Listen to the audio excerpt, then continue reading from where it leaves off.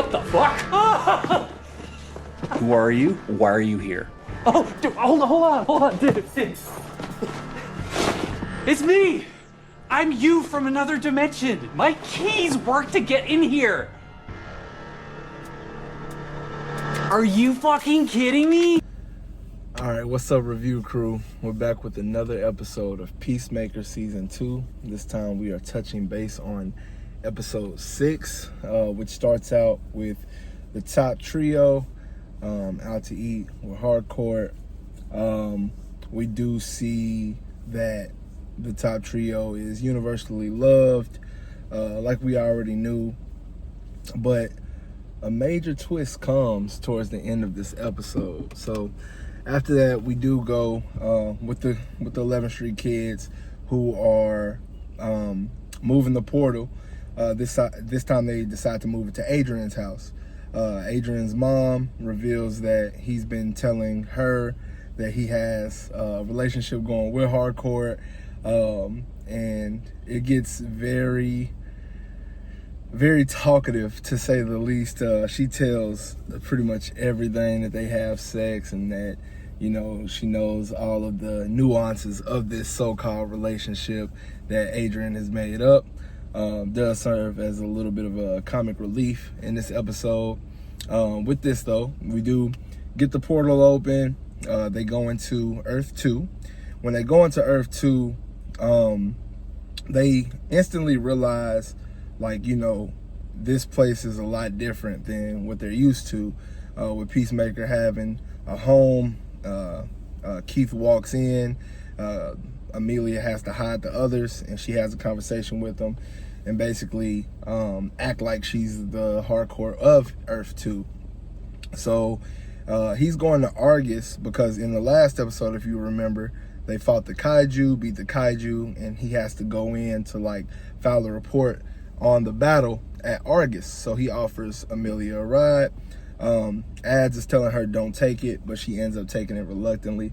As she's riding, she's kind of peeping the scene a little bit. We don't know what she's seeing, but she's noticing stuff. So we end up getting to Argus. When she gets to Argus, when the portal opened, you know how it has the big blowback every time the portal opens. Adrian has a bunch of cocaine and money in the bottom of his basement. And when the portal explodes to like open up, all the cocaine gets onto their clothing. And when she goes to Argus, she gets flagged by a dog who starts barking, and they realize that she has illegal substances on her. So they take her in. When they take her in, Peacemaker comes in right as they're about to take her back, and she notices that he notices that it's not the same Hardcore from Earth 2, but rather the one that he knows in Earth 1.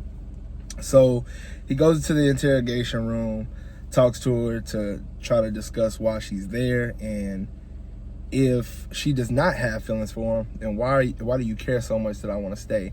And it's revealed that it's not as surface level as she tries to present it. It's very deep to keep it simple. She does have feelings for Chris, which we can all assume. But during this time, we got Rick Flag Sr., who is trying to get to the bottom of the disappearance of Economos and Hardcore. He goes to Belle Reve to visit a special guest in this episode, which is Nicholas Holt's Lex Luthor. So we talked about how big of cameos we may see in this season. In episode 6, we got a top 3 cameo, if you want to be honest, man. Like, you got Superman, you got Lex Luthor, and we already seen the Justice Gang previously outside of Metamorpho and Mr. Terrific. So this cameo is definitely setting the stage for something even bigger for episodes 7 and 8. Can't wait to see what that ends up being. But he strikes a deal with Lex, man, in terms of the information that Lex has on the QUC. He decides that we will basically be partners with Lex Luthor at this time, due to that final battle. In Superman, Lex Luthor is holding a cane now, which could be the reason why he's in the suit with that mock-up that James Gunn presented to us for Superman Man of Tomorrow. With that being said, while we're in Argus, it is it's noticed by Harcourt that she hasn't seen any colored people. And when Chris is like, he thinks about it, he's like, oh shit, it's really not any colored people. So then we go back to the 11th Street kids. During this time, we also have Adrian meeting his actual self from Earth 2, and it gets really intense, but then it lets up because they're both goofy as fuck. They're both dumbasses, essentially, who are just excited at the fact that, hey, I'm meeting another me. Like, this is amazing. So they start talking about all the similarities that they have, and they're literally the same person to a T, besides one major factor. This Adrian is not friends with Peacemaker. He is actually the rival of Peacemaker and absolutely loathes him. He fucking hates his guts, and they kind of end the conversation there, like, with that difference, you know, not really knowing where that's gonna go. It'll be interesting to see a vigilante fight. I've been seeing a lot of people on Twitter say that they want some more vigilante. They want to see him go crazy.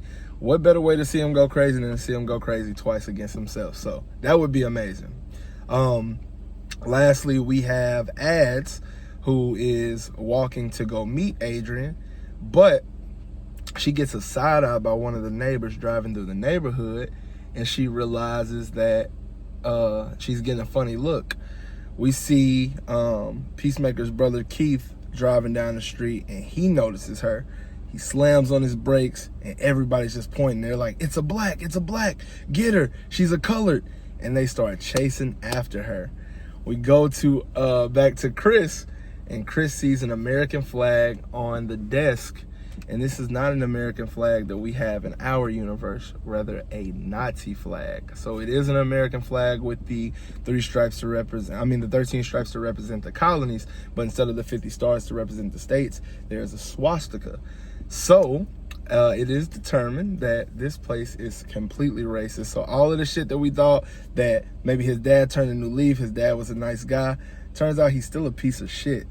He's still a piece of shit. But everybody else in the universe is as well. It's no place for diversity and inclusion there. So it kind of brings a question, like, where are all the colored people? Like the black people, the Hispanics, the Native Americans, like, where are they in this universe since it's ran by the Nazis? The episode does end with Economos being attacked by White Dragon or Blue Dragon in this one, and he gets stabbed, and he starts splurting out all this information, and we get left with what's to happen in this next episode. It was amazing, hilarious, and left us with a bit of a cliffhanger. So I'm very eager to see what's gonna happen to Ads once she's captured. Harcourt demands that the Earth 1 Harcourt is arrested because it's not her. So what will they make of that situation? What will Lex Luthor have in the rest of the show, if anything? And then the question that we've all been asking, where is this going to take us when it comes to Superman Man of Tomorrow?